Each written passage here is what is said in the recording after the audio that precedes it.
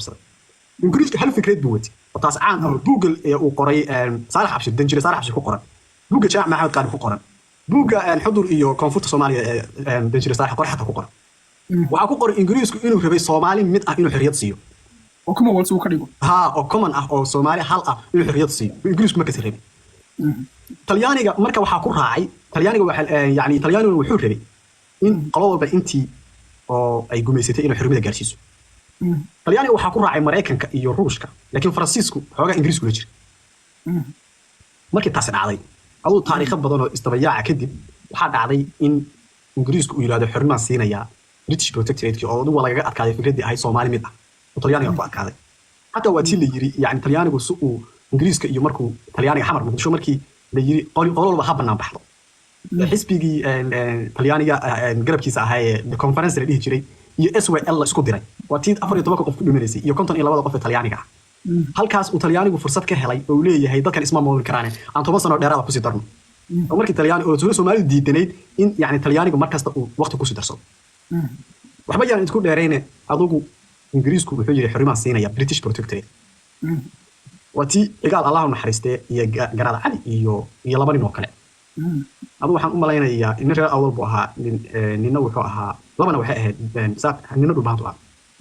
wati ingiriiska tagay wati ingiriiska igaal BBC da ayuu wareysi siiyay maalintaas igaal afkiisa waxa laga hayaa Allah naxariistay intuu yiri anigu ingiriiskii oo wax u diyaarsan yihiin hal nin baa wadanka maamuli jiray oo wali ahaa wasiirka gumeysiga ninkaas markuu igaal iyo labadan saddex nin kale u tagay wuxuu ku yiri nin yahow anagu markaas oo meel wax u yaalaan baan u tagnay oo ah Soomaaliya in la mideeyo xornimada la siiyo waqooyi markasta koodo July xornimo la qaato ayuu ingiriisku aan ugu tagnay laakiin waqooyi waxay degdeg u rabeen xornimo degdeg ah in la helo sidaadaadeed 26 Juun ayaa Hargeysa laga taagay caalamka nimankii iyagoo markay soo laabteen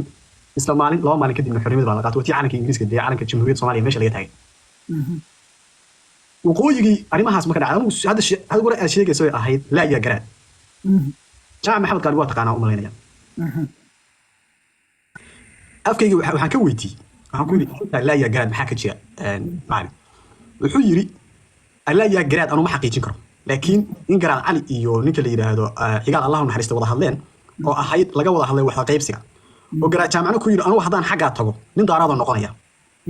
adigu laakiin in isaaqad noqonaysa يعني قاشان بورتي ما هليس أرنتاس وأرنتا نوع عسى وقرات علي وكير أنا كوب بقية عقال وكير كدب واتي لإسكور راعي اللي يري اللي مدور وقوي وعي ربين إن صومالي لم يدور S أو UNSNS USB إن صومالي لو ريت وارد اللي حسبي بقى هنري وقوي حسبي SNS صومالي National Society وهو جامين عقالي واربين بالنماذج ده ينور من تاريخ هي USB oo ah darafka Samaroon iyo Ciise iyo Dhulbahante iyo Warsangeri ahaana iyaguna ulmadooda waa rabeen kadib waa TSWL iyo Axmed la wada tagay oo tii xornimada la qaatay qaran jabkii wuxuu ka bilowday maalintii aan cadde la doortay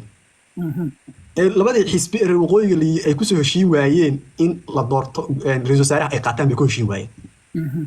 ra'iisul wasaaraha markii la qaatay lagu heshiin waayo horta cigaal waxa canaantay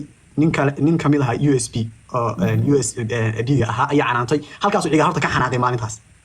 cigaal maalintii iyadoo lagu heshiinin in wasaaraha la qaato oo la istusi waayay cigaal iyo Cabdirashiid Cali Shamaan ayaa waxa dhacday in ilaahay amarkii la doorto gudoomiyaha